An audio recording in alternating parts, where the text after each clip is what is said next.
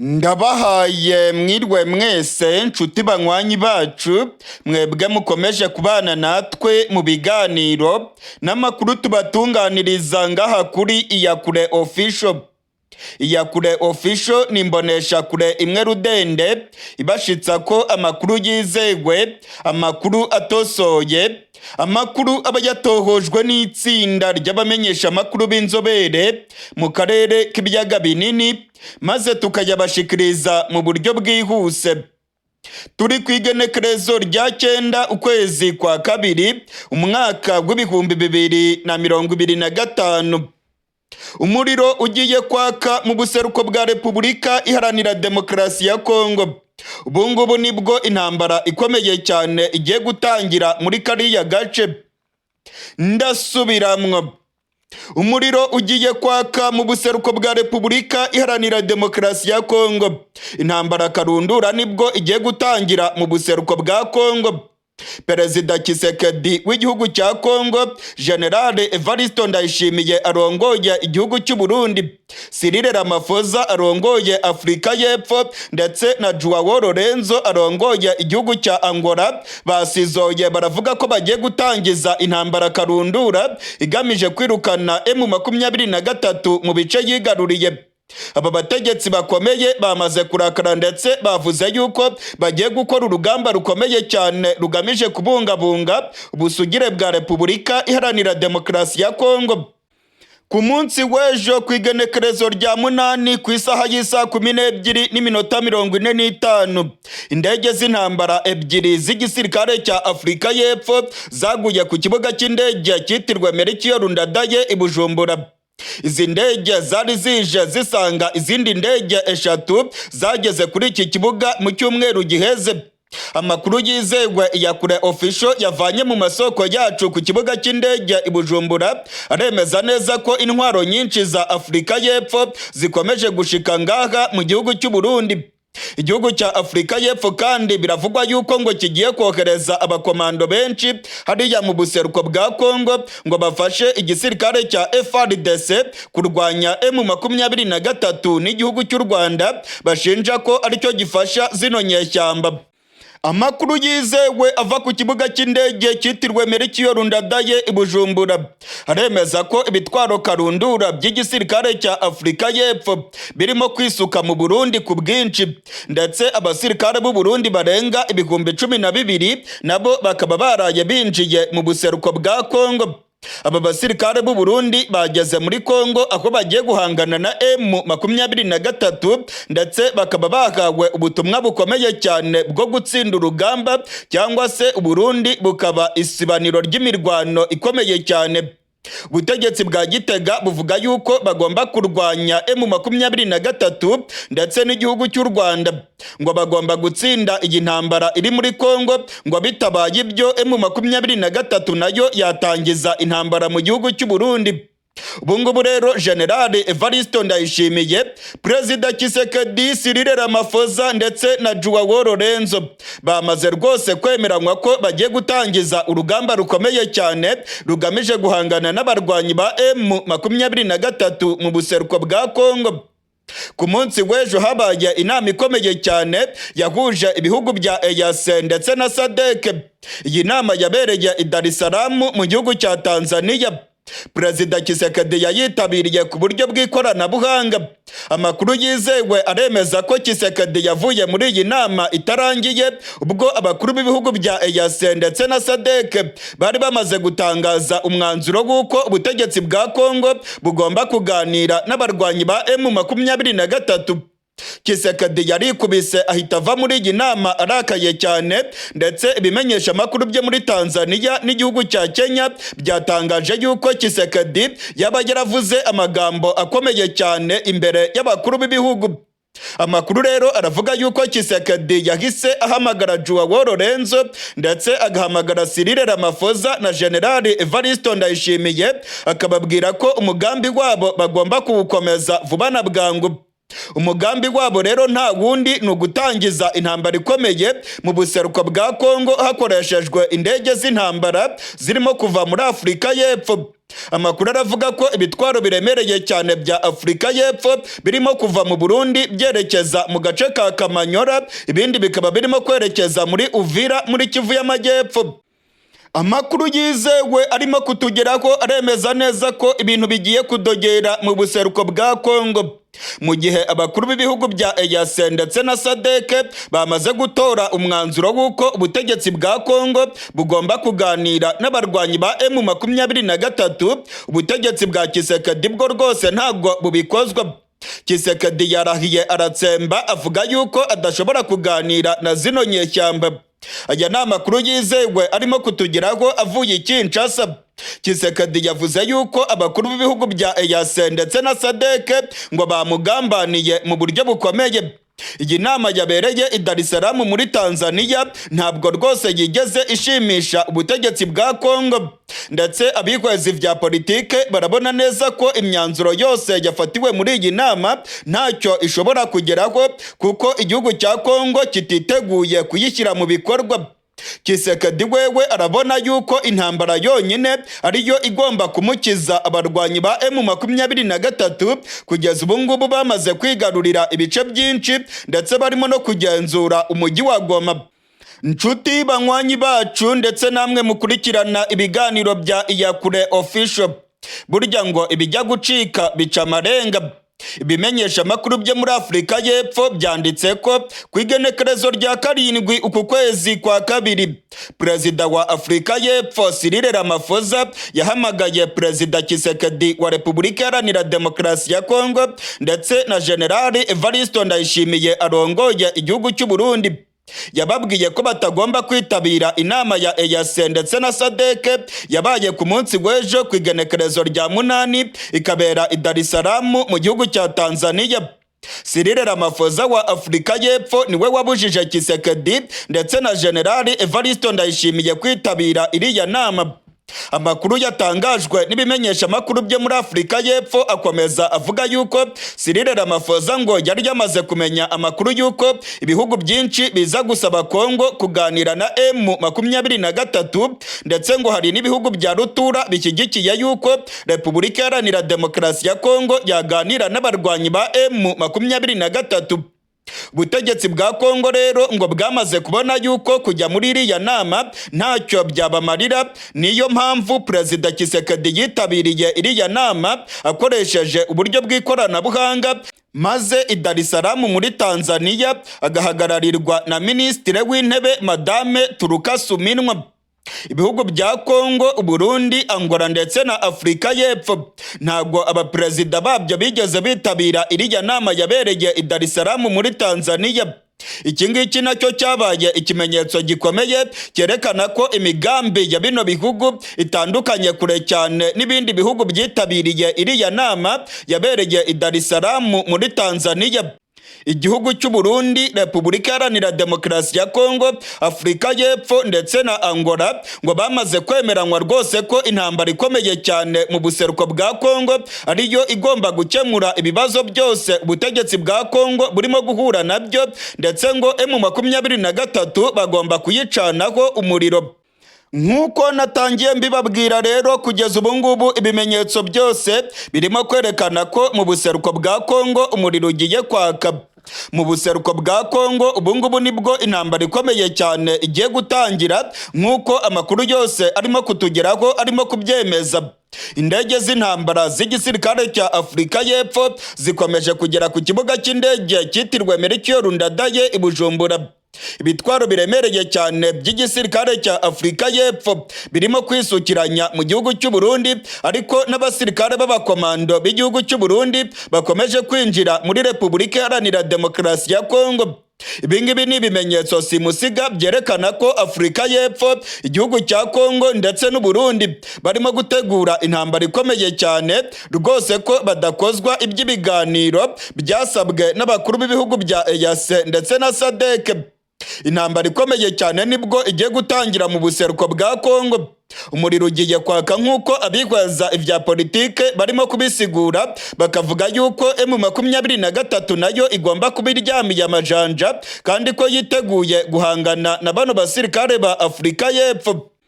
Nk'uko nabibabwiye muri aya makuru yacu, ku igenekerezo rya 8 mu masaha y'umugoroba ku isaha y'isa 12 n'iminota iyingayinga 45 nibwo indege ebyiri z'igisirikare cya Afurika y'Epfo zaguye ku kibuga cy'indege cyitiriwe Ndayishimiye i Bujumbura. Amasoko yacu ku kibuga cy'indege i Bujumbura aremeza neza ko indege za Afurika y'Epfo zimaze iminsi zigwa i Bujumbura, ndetse ngo hari ibitwaro biremereye cyane by'iki gisirikare bimaze iminsi bivanwa ku kibuga cy'indege byerekezwa mu buseruko bwa Kongo. Abasirikare b'u Burundi nabo barimo gufatanya na Afurika y'Epfo ndetse na Kongo mu gutwara ibi bitwaro biremereye cyane babijyana mu buseruko bwa Kongo. Ni ibimenyetso simusiga byerekana ko Repubulika Iharanira Demokarasi ya Kongo, Afurika y'Epfo ndetse n'u Burundi bagiye kwinjira mu ntambara ikomeye cyane, bavuga yuko bagomba guhashya M23 n'igihugu cy'u Rwanda barega ko aricyo gifasha aba barwanyi ba M23 mu kwigarurira ibice byinshi mu buseruko bwa Kongo. Abasirikare b'u Burundi nabo bakomeje kwinjira muri Kongo ku bwinshi. Nk'uko nabibabwiye mu ijoro ryakeye, abasirikare barenga 12,000 b'u Burundi baraye bageze mu buseruko bwa Kongo banyuze mu gace ka Gatumba. Amakuru aremeza neza ko amakamyo menshi y'igisirikare cy'u Burundi yagaragaye ku muhanda wa Gatumba yerekeza muri Kongo. Aba basirikare rero bamaze kugera mu bice bya Kongo aho bagiye kurwana urugamba rukomeye, ndetse ubutegetsi bw'u Burundi bukaba bwababwiye ko bagomba kurwana umuhenerezo bagatsinda M23. Burundi buvuga ko M23 niramuka yigaruriye agace ka Uvira ndetse na Kamanyora, nta kabuza izi nyeshyamba ngo zizafasha Red Tabara maze bakavanaho ubutegetsi bwa Gitega. Ubungubu Generali Evariste Ndayishimiye arimo kohereza abana b'u Burundi muri Kongo kugira ngo bajye kwita kuri Isongoye. Arimo gutanga impamvu z'uko M23 ibangamiye cyane umutekano w'u Burundi kandi ko niyegera ku mbibe z'u Burundi nta kabuza ubutegetsi bwa CNDD FDD buzaba bugeze mu marembera. Ubutegetsi bwa Gitega buvuga ko bufite amakuru yizewe yemeza ko M23 izatembagaza ubutegetsi bw'u Burundi. Ubutegetsi bwa Gitega rero ngo burimo kujya kwitabara muri Kongo, ngo bagiye guhagarika abarwanyi ba M23 bababuze kwigarurira agace ka Kamanyora ndetse na Uvira, aho u Burundi buhana urubibe na Repubulika Iharanira Demokarasi ya Kongo. Igihugu gishyashya kigiye kuvuka mu buseruko bwa Kongo. Ndasubiramwo, igihugu gishyashya kigiye kuvuka mu buseruko bwa Kongo. Abarwanyi ba M23 bari mu myiteguro ya nyuma yo gushinga Repubulika yigenga ya Kivu. Ibimenyetso byose birerekana ko abarwanyi ba M23 baba bagiye gushinga Repubulika yigenga ya Kivu. Ubutegetsi bwa Kongo burimo kudagadwa. Ubwoba ni bwose mu mutima wa Kisekedi, ndetse amakuru aravuga yuko yabuze yacira n'ayamira nyuma yaho inama y'umuryango wa Afurika yunze ubumwe ndetse n'ibihugu bya SADC yanzuye yuko igihugu cya Kongo kigomba kuganira n'abarwanyi ba M23. Ku rundi ruhande amakuru aravuga yuko abarwanyi ba M23 rwose nabo batagikeneye ibiganiro n'ubutegetsi bwa Kongo, ahubwo ko ikibashishikaje ari ugushinga Repubulika yigenga ya Kivu. Abarwanyi ba M23 bamaze gutangaza ko ubutegetsi bwa Kongo bwakwemera ibiganiro cyangwa se bukabyanga izi nyeshyamba zitazava mu bice zigaruriye. Ubungubu M23 irimo kugenzura intara ya Kivu y'Amajyaruguru ndetse Kivu y'Amajyepfo nayo barayigerereye, barimo kwerekeza mu mujyi wa Bukavu. Izi nyeshyamba zavuze ko zidateze kurekura ibice byose zigaruriye. Izi nyeshyamba zamaze gushyiraho abayobozi barongoye Kivu y'Amajyaruguru ndetse n'abarongoye amakomine mu mujyi wa Goma. Ibice byose M23 yigaruriye yamaze gushyiraho ubuyobozi ndetse n'inzego zijejwe umutekano. M23 yashyizeho ubuyobozi ndetse biragaragara yuko uduce twose yafashe irimo kutugenzura mu buryo bwuzuye. Ibingibi ni ibimenyetso birimo guca amarenga ko izi nyeshyamba zaba zigiye gushinga Repubulika yigenga ya Kivu. Uyu munsi ku igenekerezo rya 9 amakuru akomeye cyane arimo kuvugwa nuko M23 yandikiye SADC ndetse na EAC. M23 ikavuga ko atari umutwe w'inyeshyamba, oya rwose. M23 ngo ni umutwe w'impinduramatwara mu buseruko bwa Kongo. Mu rwandiko rurerure cyane bwana Koloneli Nanga urongoye AFC irimo M23 yandikiye SADC ndetse n'ibihugu bya EAC, yavuze yuko M23 ari umutwe w'impinduramatwara mu buseruko bwa Kongo, ngo ntabwo ari inyeshyamba. Ibingibi nabyo bisiguye ikintu gikomeye cyane, ngo ni abarevolutionneri ntabwo ari abaroberi. Ibingibi nabyo rero turaza kuraba icyo bisiguye muri aya makuru yacu. Muri rikete rikomeye cyane bwana Koloneli Nanga yandikiye abanyamuryango ba SADC ndetse na EAC, yababwiye ko nta mpamvu n'imwe SADC yari ikwiye kuzana abasirikare muri Kongo.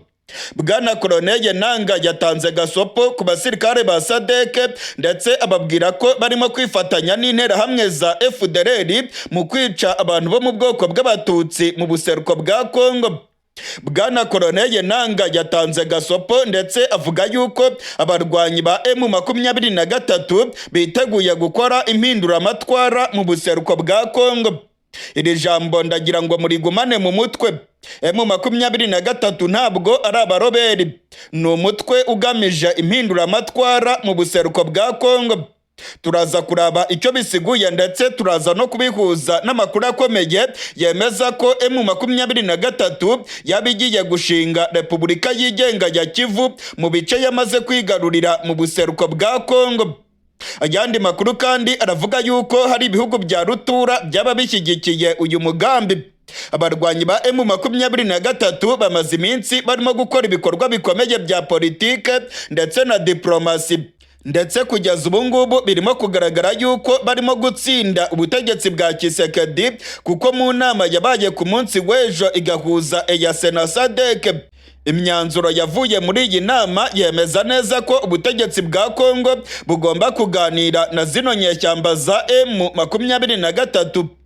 Nshuti banywanyi bacu ndetse namwe mukurikiranye ibiganiro bya Iyakure Official, ndabamenyesha ko ibirimo kubera mu buseruko bwa Kongo bikomeye cyane. Abarwanyi ba M23 ubu ngubu bafite imbaraga zikomeye cyane ndetse bafite n'ibikoresho bya gisirikare bihambaye ku buryo barimo kugamburuza ubutegetsi bwa Kisekedi. Amakuru aravuga yuko M23 yaba ifite umugambi ukomeye cyane wo gushinga Repubulika yigenga ya Kivu. Hari ibimenyetso byinshi bigaragaza yuko M23 yaba iri mu mugambi wo gushinga igihugu cyayo mu buseruko bwa Kongo. Reka tubive imuzi tubisigure neza ndetse turabe icyo M23 nayo irimo gutangaza kuri iyi ngingo. Muri iki cyumweru abarwanyi ba M23 babinyujije ku muvugizi wabo bwana Lawrence Kanyuka ndetse na Koloneli Nanga urongoye ihuriro AFC batangaje ko ubutegetsi bwa Kongo nibushaka buzemere ibiganiro cyangwa bubyange, ntabwo M23 izava mu bice yigaruriye. Iri ni ijambo rikomeye cyane. Ibi bisiguye ko ibice byose M23 yamaze gufata idateze kubivamo. Nta kundi rero bishobora kugenda usibye yuko izabigumamo ikabiyobora, kandi ntabwo yabigumamo idafite ubutegetsi. Ibi bisiguye yuko aba barwanyi baba bafite umugambi ukomeye cyane wo gushinga igihugu cyabo mu buseruko bwa Kongo. Amakuru yagiye atangazwa n'abihweza ivya politike bavuga ko M23 yabishaka kwigarurira agace ka Ituri, ikigarurira Kivu y'Amajyepfo ndetse na Kivu y'Amajyaruguru bamaze gucakira, maze bagatangaza ko bashinze igihugu cyabo mu buseruko bwa Kongo. M23 ishobora rwose mu minsi mike iri imbere kuzatangaza ko yashinze Repubulika yigenga ya Kivu nk'uko abahanga mu bya politike bakomeza babisigura. Kuba M23 yaratangaje ko itazava mu bice yigaruriye ngo ni ikintu gikomeye cyane. Ikindi kintu gikomeye cyane kandi nuko M23 mu bice byose yamaze kwigarurira yagiye ishyiraho ubutegetsi bwa gisivile. Ibingibi ngo birerekana ko bafite umugambi ukomeye cyane wo gukomeza kugenzura ibice byose bigaruriye ndetse no kubana n'abanyagihugu igihe kirekire muri biriya bice bafashe. Abihweza ivya politike ndetse bagahinyanyura utuntu n'utundi basigura neza ko kuba M23 yaramaze gushyiraho guverineri wa Kivu y'Amajyaruguru ndetse n'abamwungirije, M23 igashyiraho abayobozi b'umujyi wa Goma ndetse n'amakomine mu bice bya za Kicanga, muri za Masisi, muri za Rucuru, hariya hose M23 yamaze gushyiraho inzego z'ubuyobozi. Ibingibi ngo birerekana yuko ibice byose irimo kubigenzura ndetse ngo ikaba ititeguye gusubira inyuma. Ibingibi rero ngo biraca amarenga ko ibi bice byose bazakomeza kubigenzura kandi ko FARDC n'ubutegetsi bwa Kisekedi bagomba kuvana y'amaso rwose uburasirazuba bwa Kongo bakabwibagirwa. Hari ikindi kintu gikomeye cyane rero M23 yakoze. Ku munsi w'ejo ku igenekerezo rya 8 ukwezi kwa kabiri umwaka w'ibihumbi 2025, Bwana Koloneli Nanga urongoye ihuriro AFC yanditse urwandiko runini cyane rugenewe abamambure ba SADC ndetse na EAC. Bwana Koloneli Nanga muri rikete yavuze yuko M23 ifite uburenganzira bwo kurwanya ubutegetsi bw'igitugu bwa Kisekedi nk'uko ibwiriza shingiro rya Kongo ribibarekurira mu ngingo yaryo ya 64. Bwana Koloneli Nanga avuga yuko ibwiriza shingiro rya Kongo ryemerera umuturage wese kurwanya ubutegetsi bw'igitugu bubangamiye abaturage. Bwana Koloneli Nanga muri rikete yandikiye SADC ndetse na EAC harimo ijambo rikomeye cyane. Bwana Koloneli Nanga avuga yuko M23 atari abaroberi, ngo ntabwo ari inyeshyamba, ahubwo M23 ni umutwe uharanira impinduramatwara mu buseruko bwa Kongo. Iri jambo rirakomeye cyane.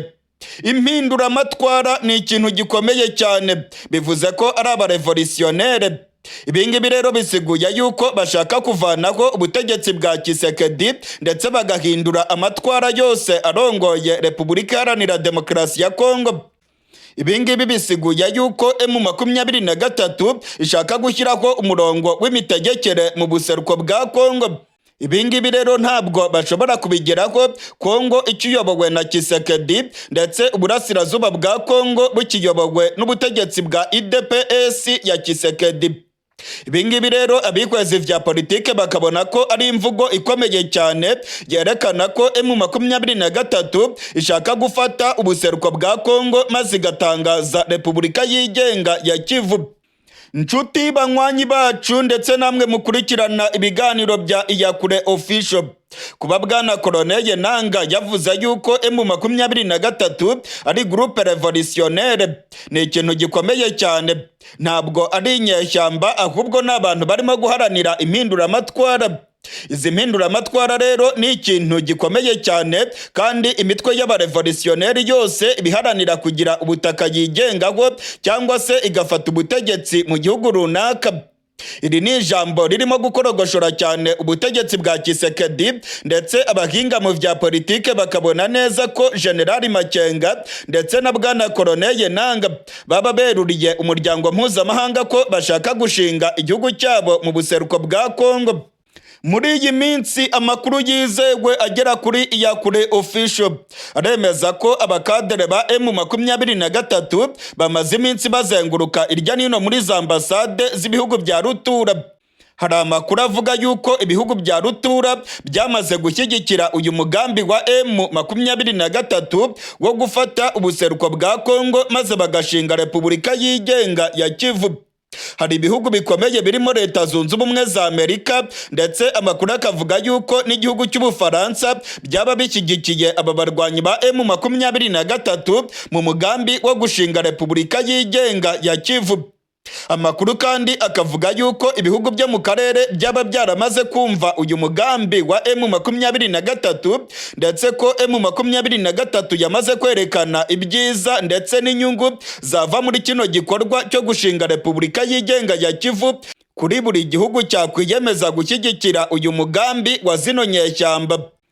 Amakuru atugeraho avuye mu butegetsi bwa Kongo ndetse amakuru atangazwa n'amasoko yacu muri M23 aremeza ko muri iki gihe izi nyeshyamba za General Makenga rwose zitakirambirije ku biganiro n'ubutegetsi bwa Kongo, ngo nta biganiro bagikeneye, bafite imbaraga kandi barimo kwigarurira ibice byinshi kandi barimo no gutsinda urugamba rwa diplomasi na politike.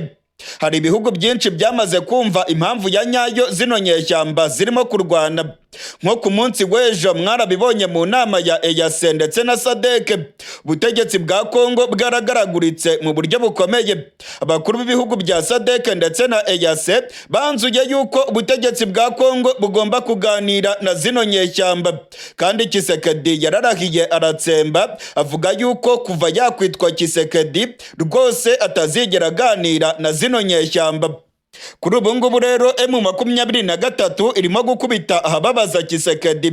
Ibice bikomeye cyane nk'umujyi wa Goma bamaze kubyigarurira ndetse abaturage benshi bamaze gushyigikira izi nyeshyamba.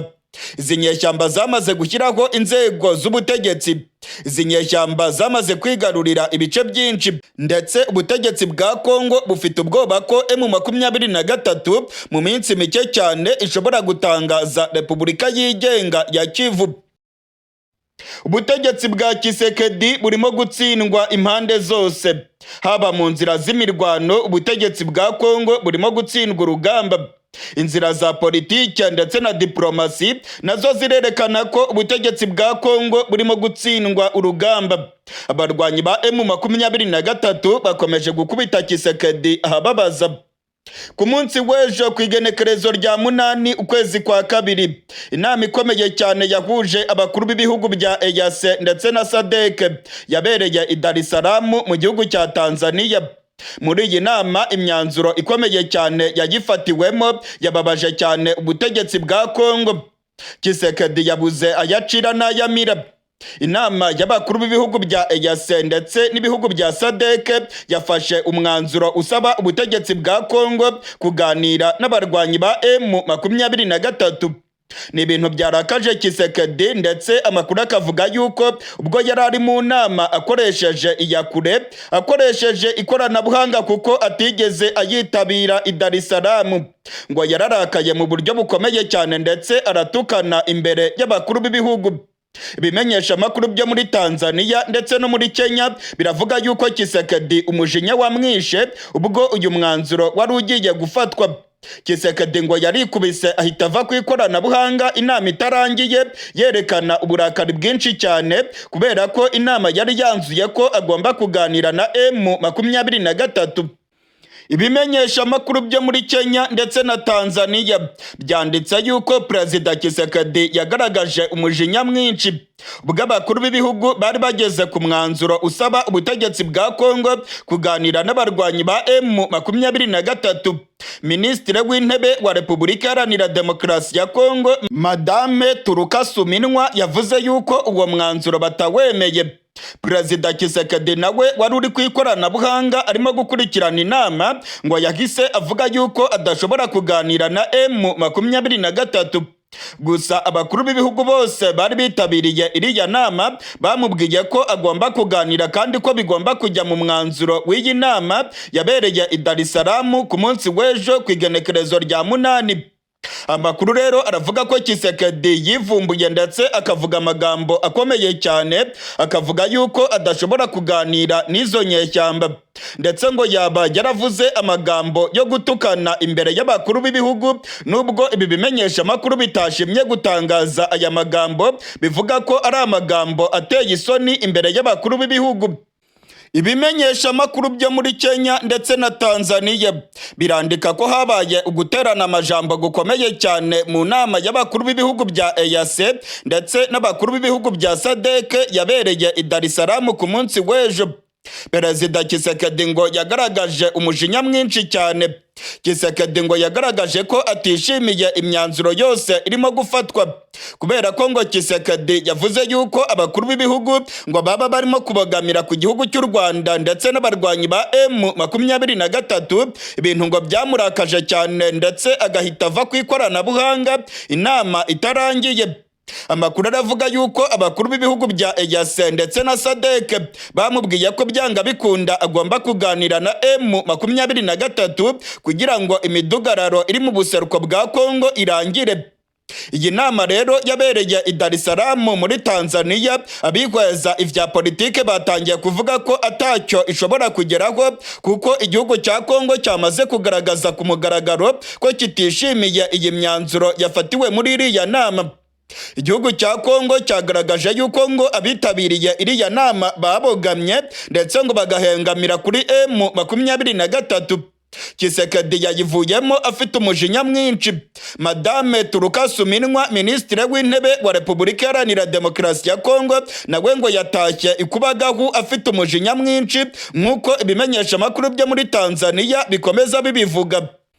Amakuru atangazwa n'amasoko yizewe muri Tanzania aremeza ko umwanzuro wo kuba ubutegetsi bwa Kongo bwaganira na M23, Tshisekedi rwose ngo yeruriye abakuru b'ibihugu akavuga ko nubwo ufashwe adashobora kuzawubahiriza.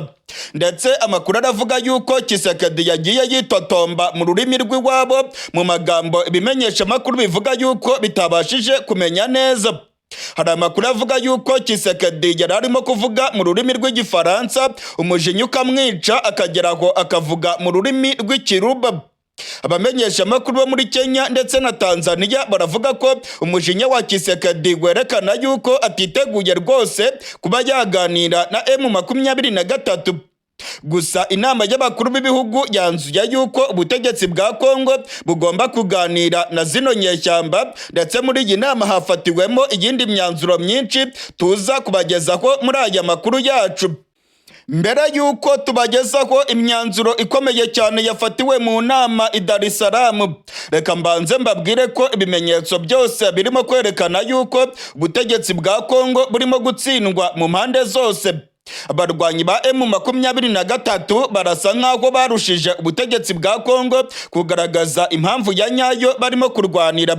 Inama yabereye i Dar es Salaam ku munsi w'ejo yambitse ubusa ubutegetsi bwa Kongo kugeza aho abakuru b'ibihugu basaba Tshisekedi kuganira na M23. William Ruto urongoye igihugu cya Kenya yabwiye Perezida Tshisekedi ko kuba yaganira na M23 bitamugira umunyantege nkeya, ahubwo ari ugukemura ibibazo biri mu buseruko bwa Kongo. Tshisekedi rero ntabwo ibingibi abikozwa.